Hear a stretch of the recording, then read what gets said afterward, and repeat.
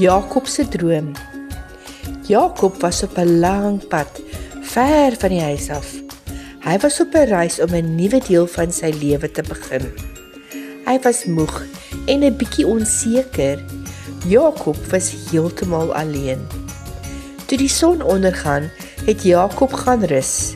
Hy het 'n klip gekry, dit onder sy kop gesit soos 'n kussing en aan die slaap geraak. Daardie nag het Jakob 'n baie spesiale droom gehad. In sy droom het hy 'n hoë leer gesien wat van die aarde tot in die hemel strek. Engele het op en af beweeg op die leer, besig met God se werk. Toe hoor Jakob God se sagte stem. God het gesê: "Jakob, ek is by jou. Ek sal jou beskerm oral waar jy gaan. Ek sal my beloftes aan jou hou." Toe Jakob wakker word, het hy geweet iets wonderliks het gebeur. God het met hom gepraat. Jakob het gesê: "Die Here is sekerlik op hierdie plek."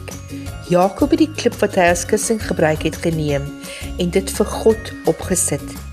Hy het God gedank dat hy by hom is. En Jakob het iets baie belangriks geleer. God is altyd naby. God sorg vir sy kinders en God hou altyd sy beloftes oral waar ons gaan. Amen. Die Here is so wonderlik. Hy's altyd met my. Dankie dat julle saam gekyk het. Onthou like en subscribe. Sien julle weer.